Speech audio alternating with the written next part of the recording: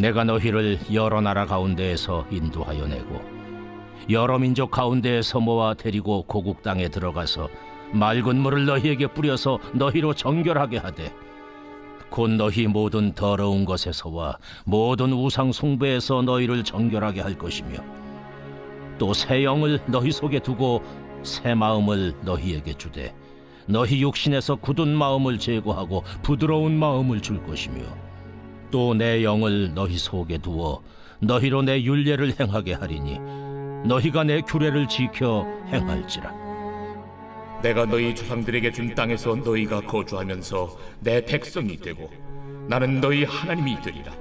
내가 너희를 모든 더러운 데에서 구원하고 곡식이 풍성하게 하여 기근이 너희에게 닥치지 아니하게 할 것이며 또 나무의 열매와 밭의 소산을 풍성하게 하여 너희가 다시는 기근의 욕을 여러 나라에게 당하지 아니하게 하리니 그때 너희가 너희 악한 길과 너희 좋지 못한 행위를 기억하고 너희 모든 죄악과 가증한 일로 말미암아 스스로 밉게 보리라. 주 여호와의 말씀이니라. 내가 이렇게 행함은 너희를 위함이 아닌 줄을 너희가 알리라. 이스라엘 족속아, 너희 행위로 말미암아 부끄러워하고 한탄할지어다. 주 여호와께서 이같이 말씀하셨느니라. 내가 너희를 모든 죄악에서 정결하게 하는 날에 성읍들에 사람이 거주하게 하며 황폐한 것이 건축되게 할 것인즉 전에는 지나가는 자의 눈에 황폐하게 보이던 그 황폐한 땅이 장차 경작이 될지라.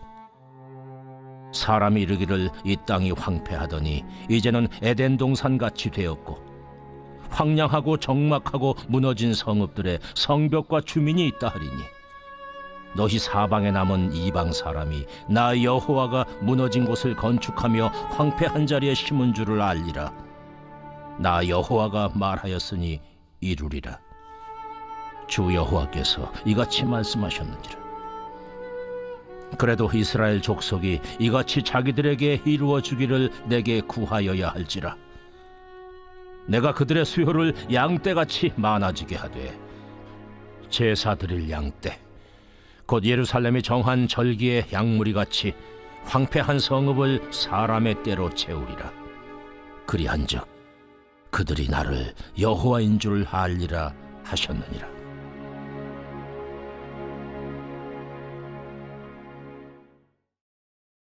오늘 우리에게 주시는 하나님의 말씀은 에스겔 36장 24절로 38절입니다.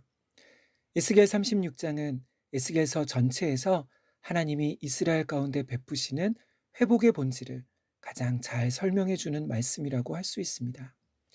앞에서 에스겔은 이스라엘이 가나안 땅에서 쫓겨난 이유, 즉 그들이 이방 나라에 유배된 이유에 대해서 말했습니다. 그들이 가나안에 거할 때 그 땅을 더럽혔다는 것이지요. 그러면서 두 가지 죄를 말합니다. 첫째는 그 땅에 피를 흘린 것이고 둘째는 우상 숭배입니다. 그 땅에 피를 흘렸다는 것은 이스라엘의 윤리적, 사회적 타락을 뜻합니다. 다시 말해 나라의 지도자들, 힘 있는 기득권 가진 자들이 가난하고 연약한 자들에 대하여 착취와 압제, 불의를 행한 것이지요.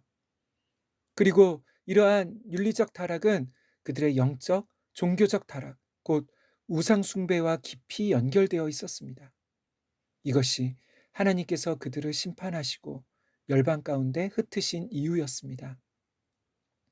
이렇게 나라를 잃고 이방 땅에 포로로 끌려온 이스라엘을 보면서 사람들은 하나님의 이름을 조롱했습니다. 너희가 이런 신세가 된 것은 너희의 신 하나님이 무능력하기 때문이라는 것이지요.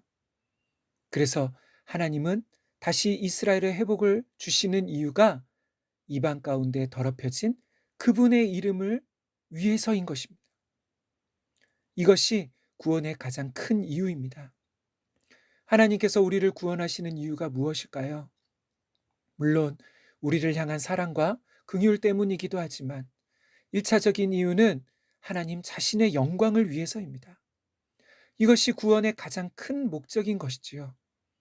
그러면 하나님은 어떤 방식으로 그 목적을 이루실까요?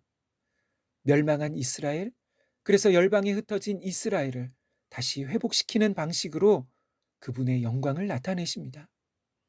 이것은 구원이 전적으로 하나님께 달린 하나님이 행하시는 일이라는 의미입니다. 그리고 그 이스라엘의 회복을 보면서 사람들은 하나님이 어떤 분이신지를 알게 되는 것이지요. 이제 오늘 본문 24절부터는 그 회복이 어떤 것인지 말씀하고 있습니다. 첫 번째는 하나님이 열방에 흩어진 이스라엘을 인도해 내시고 다시 가나안으로 돌아오게 하시는 것입니다. 이 일은 여전히 이스라엘이 자신들의 비참한 형편에서 벗어날 수 없는 무능력한 상태일 때 하나님의 능력과 주도로 이루어지는 역사입니다. 그래서 성경은 바벨론에서 가나안으로 돌아오는 것을 새 출애굽으로 묘사합니다. 그러면 가나안에 다시 돌아오는 것이 회복의 전부일까요? 왜 이스라엘이 하나님께 심판받았을까요? 그들이 하나님이 주신 땅, 젖과 꿀이 흐르는 가나안 땅에서도 끊임없이 불순종하고 우상 숭배했기 때문인 것이지요. 이스라엘의 역사 전체는 이러한 일의 반복이었습니다. 다시 말해, 다시 가나안에 돌아가서도 또 과거의 죄로 돌아가면 또다시 하나님의 심판을 받을 수밖에 없는 것이지요. 그래서 무엇보다 이들에게 필요한 것은 다시 과거로 돌아가지 않을 수 있는, 과거의 우상 숭배를 반복하지 않을 수 있는 능력입니다. 그렇지 않으면 가나안에 돌아간다 해도 그것은 아무 의미가 없는 것이지요. 25절입니다. 맑은 물을 너희에게 뿌려서 너희로 정결하게 하되 곧 너희 모든 더러운 것에서와 모든 우상 숭배에서 너희를 정결하게 할 것이며, 25절은 제의적 표현입니다. 마치 성전의 모든 기구들, 하나님께 구별된 모든 물건에 맑은 물을 뿌려서 정결하게 하는 것처럼 이스라엘을 정결하게 하신다는 뜻입니다. 바로 죄사함, 죄 씻음의 은혜를 뜻하는 것이지요. 그 다음은 26절입니다. 또 새 영을 너희 속에 두고 새 마음을 너희에게 주되 너희 육신에서 굳은 마음을 제거하고 부드러운 마음을 줄 것이며, 새 영과 새 마음이 주어집니다. 이것은 그들의 굳은 마음, 자세히 말하면 마치 돌과 같이 딱딱한 마음이 살같이 부드러운 마음으로 변한다는 뜻입니다. 이스라엘이 끊임없이 하나님께 불순종했던 근본적인 원인은 그들의 마음에 있었습니다. 그들 마음이 말씀이 들어갈 수 없는 돌같이 딱딱하게 굳은 마음이었기 때문인 것이지요. 그래서 회복은 그 굳은 마음이 제거되고 말씀에 반응할 수 있는, 순종할 수 있는 살같이 부드러운 마음으로 변화되는 것입니다. 신명기에서는 이 일을 마음의 할례라고 표현합니다. 그런데 아직 끝이 아닙니다. 27절입니다. 또 내 영을 너희 속에 두어 너희로 내 율례를 행하게 하리니 너희가 내 규례를 지켜 행할지라. 27절은 너무나 놀라운 말씀입니다. 내 영, 즉 하나님의 영이 그들 속에 거하게 된다는 것이지요. 그리고 그 결과로 이전에 지키지 못했던 하나님의 말씀과 뜻에 순종할 수 있게 되는 것입니다.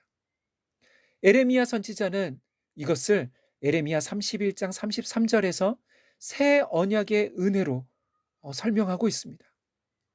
그러나 그날 후에 내가 이스라엘 집과 맺을 언약은 이러하니 곧 내가 나의 법을 그들의 속에 두며 그들의 마음에 기록하여. 그날에 우리 마음에 하나님의 법이 기록될 것입니다. 우리 안에 하나님의 말씀에 순종하고자 하는 간절한 열망과 원함이 생겨나는 것이지요. 이전엔 억지로 순종하고 외면적인 순종에 그쳤던 삶에서 이제는 말씀대로 하나님의 뜻 가운데 살아가는 것을 기뻐하는 그 마음으로 변화되는 것입니다. 또 죄를 지으면 돌이켜 회개하는 마음이 일어납니다. 어떻게 이 모든 일이 가능할까요? 바로 우리 안에 역사하시는 성령의 도우심으로, 성령의 능력으로 가능하게 되는 것이지요. 그리고 마침내 28절, 내가 너희에게 준 그 가나안 땅에서 너희는 내 백성이 되고 나는 너희 하나님이 되리라. 이것이 온전한 회복입니다. 사랑하는 성도 여러분, 이 모든 은혜가, 이 모든 일이 예수를 믿는 자들에게 임했습니다. 이것이 바로 구원의 은혜인 것이지요. 구원은 죄사함, 죄 씻음, 죄 용서가 전부가 아닙니다. 죄를 이기는 능력, 말씀을 듣고 믿어 순종할 수 있는 마음이 주어지는 것입니다. 믿음으로 예수님을 나의 구원자와 주님으로 영접한 모든 자들에게는 이 은혜가 임했고 또 이 은혜를 누리며 살아갈 수 있는 것이지요. 은혜가 풍성하신 하나님 아버지, 선지자 에스겔과 에레미야는 이스라엘의 회복을 그저 포로된 그들이 가나안 땅으로 돌아가는 것이 아니라 새 언약의 성취로 말씀하고 있습니다. 이 새 언약이 예수님을 통해 성취되었고 새 언약의 은혜가 예수님을 믿고 영접한 모든 이들에게 동일하게 주어졌습니다. 주님, 이 시간 우리에게 주어진 이 은혜가 무엇인지 깊이 깨닫게 하옵소서. 우리 안에 거하시는 성령께서 우리 각 사람 가운데 역사하셔서 이 구원의 은혜를 깊이 체험하게 하옵소서. 죄사함과 죄를 이기는 능력이 우리에게 주어졌음을 알게 하옵소서.